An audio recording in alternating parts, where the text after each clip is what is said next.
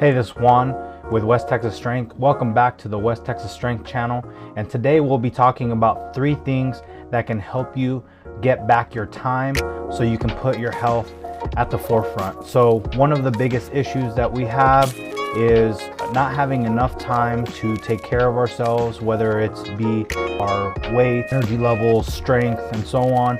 So one of the biggest complaints that I get is I don't have enough time to exercise, I don't have enough time to meal prep or to eat better.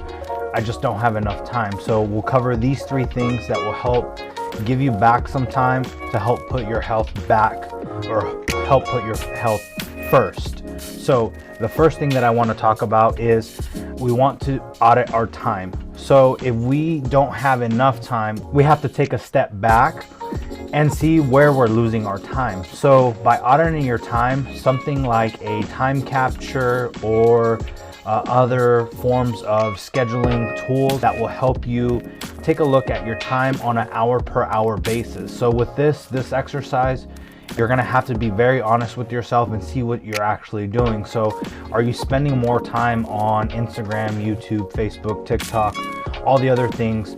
Or are you driving more than you expect? Are your restroom breaks taking longer? Are you eating, when you are eating, are they taking longer than expected? So you have to actually take a look at those things and then break them down and to see where we can get back some time. An example would be is if you're working, say you are working your 8-hour shifts, then we can automatically block that time out and then look at before and after work and see what's going on. And of course you would take into account your sleep, how many hours are you averaging of sleep, and so on. So when you do that, it gives us a realistic and a logical approach to make these things make a change. So now that you've audited your time, you can actually take a look and create a schedule. Now, one of the biggest mistakes that I see for a lot of our clients and individuals reaching out for help with getting back in their fitness and getting back into the swing of things is that you want to actually fit what you think you want your schedule to be with your typical Monday through Friday kind of work week, when your job or your career may not have a typical Monday through Friday work week. So we want to work out Monday through Friday and do everything then, but your hours, your shift rotation, all that stuff doesn't fit well with a typical Monday through Friday. So when we run into an obstacle, then it's real easy to just get back to what we were doing before. Now, so if we create a schedule and create around that, we're gonna do very well. So we already create schedules based on other things, but we just have to do this and consider our health and our fitness a priority to be able to move forward. Now, like I said, one of the examples as far as scheduling goes is if you have school, of course, work, if you have kids around their sports, things like that, doctor's appointments, you are doing very well at following and keeping those appointments. But when it comes to setting up a gym session or setting up a time to meal prep or cook, we're not putting that in the schedule and we're deciding to use that time for something else. And of course, this is going to take some effort. So if you're tired and all that stuff, once we're tired, you're more likely to not do that. So if we create a schedule and follow through with that, that's going to be more effective and help you, like I said, regain your fitness and your health. Now, the next thing I would like to talk to you about is keeping it simple. So you've heard KISS, so keep it simple, stupid. That's going to apply to this area as well. With my experience in the past, I've made more complicated schedules, routines, meal prep plans, all that stuff for myself. That makes it more difficult to stick to. So again, when you run into your very first obstacle, you're just gonna go ahead and turn back to what you were doing before. And the more times that you miss on your new schedule or your attempt in regaining your fitness and health and putting your health at the first, is the less likely you're going to continue to your plan. So the more simple it is, the easier it is to stick to, and the more likelihood of success that you'll achieve. That applies to your meals. So I know we want more variety. I know we want it to be extremely tasty, which you still can with healthier meals. Again, but if you want more variety and increasing the flavor profile of your meals, that's going to require more effort, more time, more planning, more ingredients, So if one of your issues is not having enough time, then we are going to have to compromise somewhere until you start to become more efficient and actually build the skills that you need to be successful. And then you can start to complicate things a little bit for your benefit and for your enjoyment and increasing your adherence. So with keeping it simple, you also want to do that for your training routine.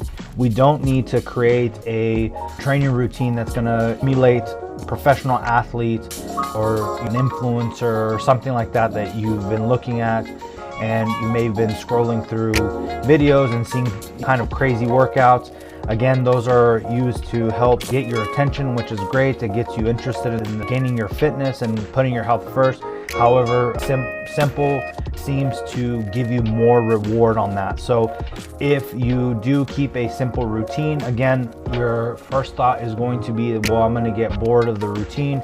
We're thinking a little bit too far ahead. Let's actually follow the routine before we think if it's going to be too boring or not. So one of the things that I like to express to my clients is the routine may be simple, but it's effective, and results usually brings enjoyment. So when you lose your first 10, 15, 20, 30 pounds, then you are going to feel, of course, a sense of accomplishment. You're going to feel great, and you're going to just feel better about the program itself because it's doing what you want it to do, and that's based off your execution and keeping it simple. So keeping your schedule simple, keeping your nutrition simple in the beginning, and keeping your training program simple as well, it just allows for saving more time. And when you put these three things together, you're going to get back some of that time that you're missing out to put your health first. And just remember, just because you want to put your health first or start your fitness journey, that doesn't mean it's going to require 10-15 hours a week of putting in effort. It could be as little as 30 to 45 minutes to an hour a day. If you start to enjoy working out and exercising, then you can see people increase the amount of work that they're doing. But you always want to start on the minimum side. So some terms that you may have heard are minimum effective dose. So again, we want to do the least amount that's going to give us the most returns currently until we can build on top of that. So based on your previous approaches that you've had when you're fitting your schedule into a Monday through Friday, you're maybe week one, you're super motivated, so you hit all your 5 days of working out. Next week you miss one because something comes up, an event, whatever you miss, so you only hit 4, and then it kind of starts to, then the next one you maybe miss another one, and then from there it just starts to drop off, and before you know it, by the end of month 1, you're back to wanting to start back over again. So to avoid that, we would want to pick how many days you think you could commit to, given that your schedule is the busiest. So again, put these three things together: is audit your time, create a schedule, and then keeping it simple. With that follow through, you'll see success in your fitness. And those are 3 ways to put your fitness first. And catch me on the next video for more tips and information, and see you next time. Have a good day.